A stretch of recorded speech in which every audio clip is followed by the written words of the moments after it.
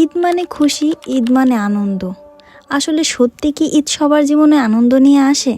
কি বলো? আমরা যারা মধ্যবিত্ত আছি আমাদের কিভাবে ভালো হলেও ঈদ চলে যাচ্ছে, কিন্তু যারা অসহায় পরিবার আছে তাদের কাছে ঈদ মানে অনেক কষ্টের। যাই হোক, আজকে ঈদের ব্লগ ভিডিও তোমাদের সাথে শেয়ার করব। সকাল থেকে শেয়ার করছি। ঘুম থেকে উঠে ফজরের নামাজ পড়ে বাইরে একটু বের হয়েছিলাম হাঁটতে। আজকের ওয়েদারটা খুব সুন্দর ছিল, বৃষ্টি আবহাওয়া এবং অনেক সুন্দর বাতাস ছিল, পাখির অনেক ডাক।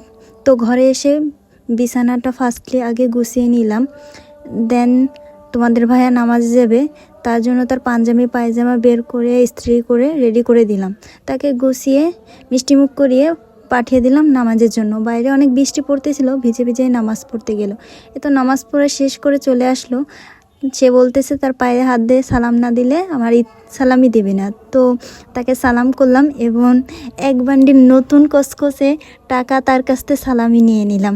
সালামি পেয়ে তো আমি মহা খুশি, কারণ সবগুলো নোটই নতুন ছিল, দেখতে অনেক সুন্দর লাগতেছিল। সে তো সালামি দিবে।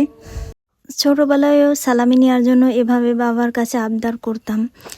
বিয়ের আগের জীবন আর বিয়ের পরের জীবন পুরাটাই ডিফারেন্ট। আগে আম্মুকে বলতাম আম্মু এটা রান্না করো ওটা রান্না করো, আর এখন নিজের সংসার যেহেতু হয়েছে তো সকালে উঠে নিজের সব গোছগাছ করে রান্না করে রেডি করা লাগে। তো এর ভিতরে একটা আলাদা অনুভূতি আছে।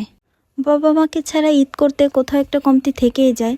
যাই হোক, আলহামদুলিল্লাহ সব কিছু শেষ করে সবাই একসাথে তিনজনে খেতে বসলাম, ফ্যামিলি মেম্বার।